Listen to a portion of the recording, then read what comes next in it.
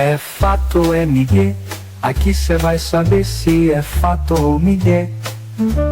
A gente confere a fonte, aponta o porquê, descobre o que é fato e o que de fato é migué. É fato ou é migué?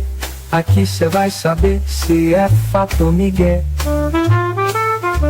A gente confere a fonte, aponta o porquê, descobre o que é fato e o que de fato é migué.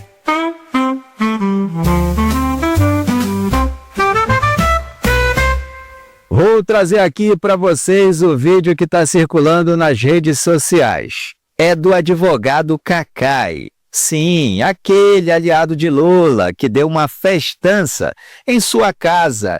Na lista VIP, claro, não poderia faltar ele, o ministro do STF, e de brinde, presidente do TSE. O presidente e o vice do TSE, Alexandre de Moraes e Ricardo Lewandowski, que também são ministros do Supremo Tribunal Federal, estavam lá.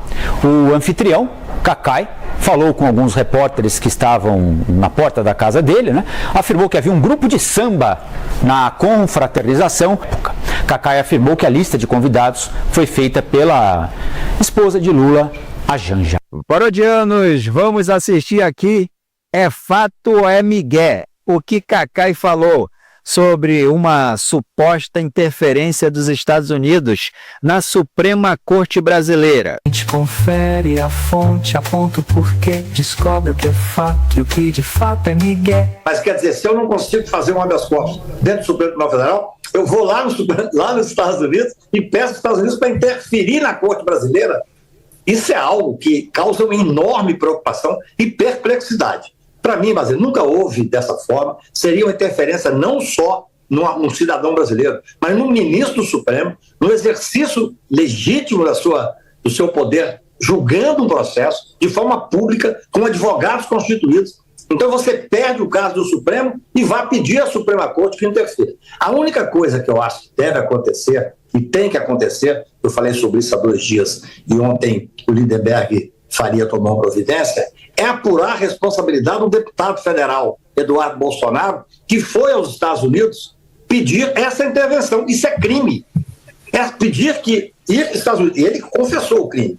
Ele disse que pediu para que interferisse na Suprema Corte. Ele é um deputado federal. Aí está o crime. Aí sim é algo gravíssimo. É fato ou é migué? Aqui cê vai saber se é fato ou migué. A gente confere a fonte, aponta o porquê, descobre o que é fato e o que de fato é migué. Ligou um sinal de alerta neles, porque eles começaram a construir uma narrativa. Eu lembro de alguns deputados do PT, do PSOL, do PDT, subir na tribuna da Câmara para dizer que eu estava cometendo um crime de soberania, contra a soberania nacional, por estar conspirando, se sabe, sei lá o que, com os norte-americanos.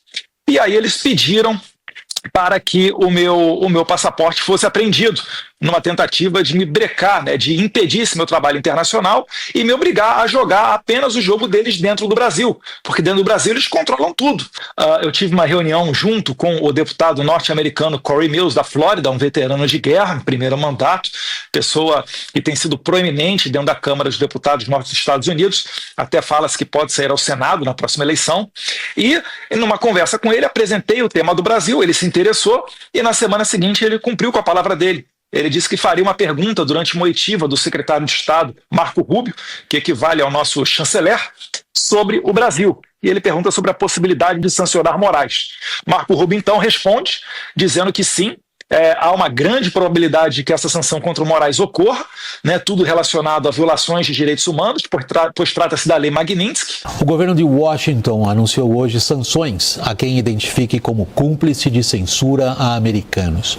O atual governo americano considera que democracias liberais e suas instituições são dominadas por elites tecnocráticas que, a pretexto de manter seu controle do poder, perseguem e calam grupos políticos adversários, à direita. Portanto, censuram vozes na internet via judiciário e atentam esses grupos que dominam as democracias liberais contra a liberdade de expressão. Perseguem grandes empresas americanas que tentam escapar das regulações nacionais ou supranacionais, que é o caso da Europa. Do ponto de vista do atual governo em Washington, o ministro Alexandre de Moraes, o STF, o Ministério Público e o governo brasileiro querendo regular redes sociais cabem direitinho nessa descrição ideológica acima. Mas quer dizer, se eu não consigo fazer um habeas corpus dentro do Supremo Tribunal Federal, eu vou lá nos Estados Unidos e peço aos Estados Unidos para interferir na Corte brasileira.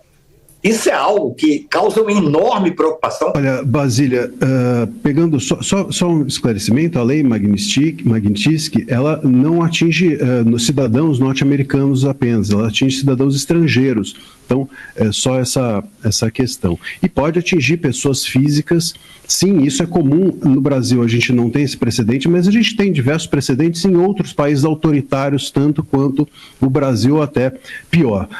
Eu queria só também pegar o gancho no que o Cacai disse, também me surpreendo com a fala dele, por ele saber muito bem que é totalmente natural que abusos, por exemplo, de uma Suprema Corte sejam reclamados lá fora. Senão não teria Tribunal Penal Internacional, senão a gente não teria Corte Interamericana, tudo isso seria um crime, tudo isso seria ilegítimo. Quando você reclama da Suprema Corte lá fora, nesses tribunais é legítimo, mas quando você reclama aos Estados Unidos, aí é um crime? Me parece aqui algo não que se sustente ou que pare de pé essa argumentação. E depois, ninguém está submetendo o STF. De novo, não há interferência no STF, na instituição, nas decisões. A sanção é direcionada, ou seria direcionada, à pessoa, ao que se diz lá fora, à pessoa do ministro Moraes. E, mais uma vez, sanções territoriais feitas dentro dos Estados Unidos a empresas norte-americanas e com efeitos lá fora, com efeitos fora dos Estados Unidos, como é normal. Nós temos diversas leis dentro do Brasil que têm efeitos lá fora, diversas leis fora do país que têm efeito aqui dentro. Senão, seria muito fácil fugir de um crime. Quando você comete o crime, sai do país, nunca mais você pode, então, ser punido. Seria fácil se assim fosse, mas assim não é. É sim possível que parentes ou familiares tenham se falado nisso, né? Eventualmente familiares com escritórios de advocacia, saiu na imprensa isso esses dias. É necessário que se diga que afetar pessoas ligadas a um ministro apenas se essas pessoas se beneficiaram da violação cometida ou diretamente violaram junto do ministro sancionado.